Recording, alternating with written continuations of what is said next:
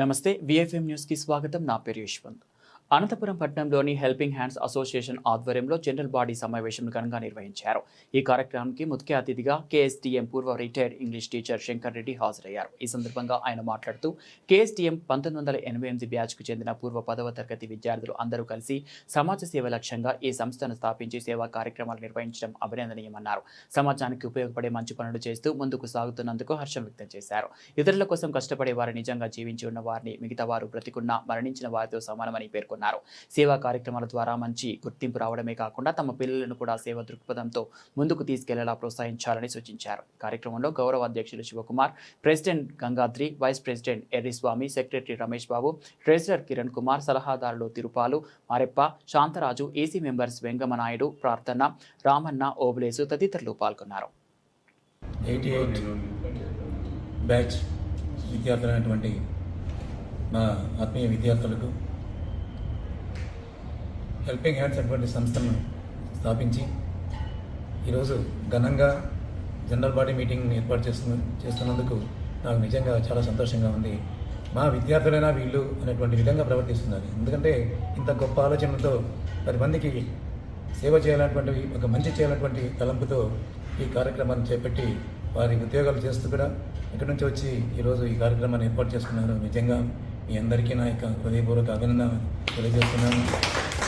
ఈ సందర్భంగా నాకు ఒక విషయం గుర్తుకొస్తుంది.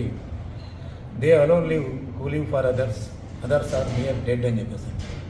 They alone live who live for others. ఎవరైతే ఇతరుల కోసము పాటుపడతారో వాళ్ళే నిజంగా జీవించి ఉన్న వాళ్ళు చిరస్మరణీయులు. మిగతా వాళ్ళంతా కూడా జీవన్ మృతులు అంటే ఏమి జీవించి ఉన్నా కానీ మరణించిన వారి కింద లెక్కే అని చెప్పేసి నేను మీకు తెలుసు. మీరు అది ప్రూవ్ చేస్తున్నారు అన్నమాట. నిజంగా మీరు లేకపోయినా మీ యొక్క సేవలు అటువంటిది అజరామరంగా గుర్తించబడతాయి. మీ కీర్తి అనేటువంటిది చిరస్థాయిగా ఉంటుంది. కీర్తి ఖాయం అంటారు చూడండి. మనం లేకపోయినా కానీ మన ఖాయం అంటే ఏమి, మన శరీరం లేకపోయినా కానీ మనం ఒక కీర్తిని వదిలిపెట్టి వెళ్ళిపోతాం అనమాట. అలాంటి గొప్ప ఆలోచన నిజంగా మీరు చిన్నపిల్లలైనా కానీ, చిన్నపిల్లలు కాదు, మీరు పేద విద్యార్థులైనా కానీ గొప్ప విద్యార్థులు అటువంటిది నిరూపిస్తున్నారు. మీరు నిజంగా మరొకసారి నా హృదయపూర్వక అభినందనలు తెలియజేస్తున్నాను. మరి నాగేంద్ర నాకు బాగా నోటెడ్ అనమాట. స్కూల్లో ఉన్నప్పుడు కూడా నేను నాకు ఒక చిన్న విషయం గుర్తుంది. నాగేంద్ర నాకు 3 months అప్పుడు 2 months వాడడంగా ఉన్నాను.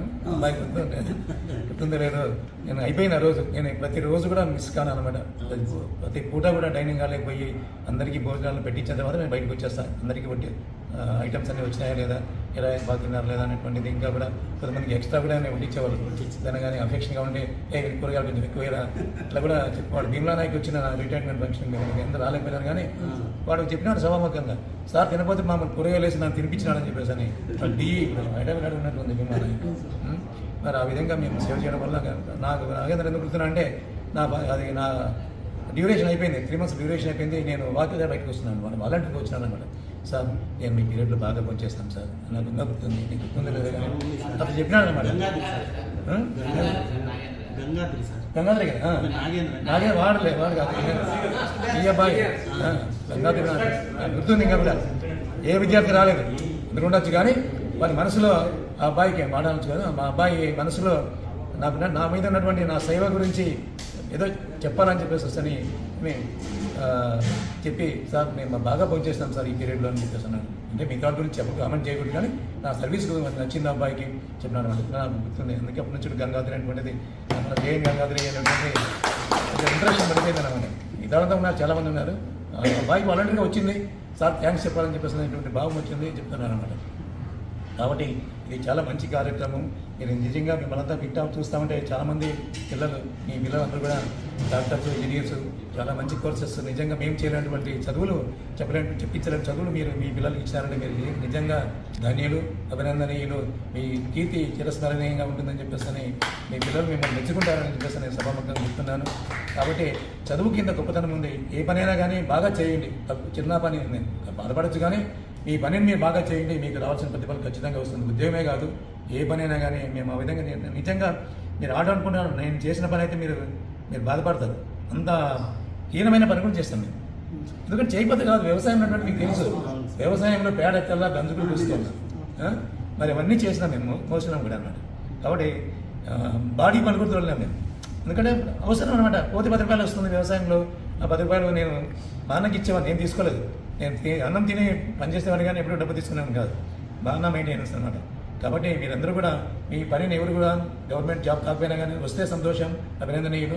రాకపోయినా కానీ మీ పనిని తక్కువ కాకుండా మీరు ఎప్పుడు కూడా God seize the truth but weights అని చెప్పేస్తాను. ఒక చిన్న లెసన్ కూడా ఉంది, ఇంటర్మీడియట్లో ఉండే అనమాట. అంటే ఏమి గాడ్ సీజ్ ద ట్రూత్, దేవుడు సత్యాన్ని చూస్తాడు కానీ కొంచెం ఆలస్యం అవుతుంది అని చెప్పేసాను. కాబట్టి మీ పనిని శ్రద్ధగా చేయండి, ఖచ్చితంగా మీకు ప్రతిఫలం వెన్నంటి ఉంటుందని చెప్తున్నాను.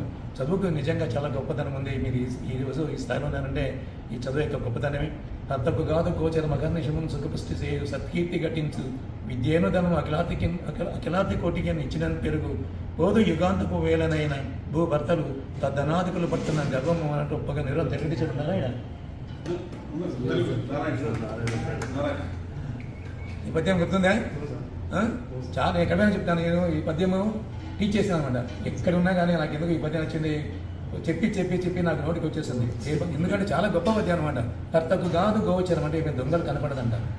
కర్తకు గాద గోచరం అహర్నిశమును సుఖపుష్టి చేయి, మనకి ఎల్లప్పుడూ కూడా సుఖాన్ని ఇస్తుంది, బలాన్ని కలిగిస్తుంది. సుఖపుష్టి చేయి, సత్కీర్తి ఘటించు, మంచి కీర్తిని ఘటిస్తుందని చెప్పేసి. విద్యేను ధనం, విద్య అనేటువంటి ధనము అఖిలాతి కోటికి ఇచ్చిన పెరుగు. అంటే ఎంతమందికి ఇచ్చినా వెళ్తాం, డబ్బులు అనుకోని ఇస్తా కొండైనా కరిగిపోతుంది, కానీ చదువునటువంటిది ఎప్పుడు సరిపోదు అనమాట. అఖిలాతి కోటికి ఇచ్చిన పెరుగు, పోదు యుగాంతపు వేలనైనా, ఏదైనా కానీ ప్రళయం వచ్చినా కానీ ప్రమాదం వచ్చినా కానీ అన్నీ పోవచ్చు, కానీ నీ దగ్గర చదువుకుంటే ఎక్కడే పోదన్నమాట. పోదు యుగాంతపు వేలనైనా భూభర్తలు అంటే మీ రాజులనే వాళ్ళు తద్దనాదికుల పట్టణ అంటే ఇలాంటి విద్వాంసుల పైన గర్వము అనేటప్పుగా వాళ్ళను మీరు గర్వం చూపించదండి, వాళ్ళని గౌరవించండి అని చెప్పేసి. ఏ రోజు ఒక 100 సంవత్సరాల కిందటే రాసుంటాడు ఈ పద్యాన్ని. ఇది ఎప్పటికీ చిరస్మరణీయంగా ఉంటుందన్నమాట. ఈ చదువుకున్నటువంటి గొప్పతనం ఆ కవికి నిజంగా మనము ఈరోజు మన హృదయపూర్వకంగా అభినందన చెప్పాలి. ఎందుకంటే భవిష్యత్తు ఆ చదువుకున్న గొప్ప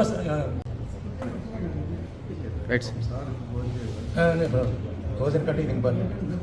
నాకు మిమ్మల్ని చూసా నాకు భోజనం ఆకలి కాదు. మీ అందరిలో లేట్గా తిన్నా.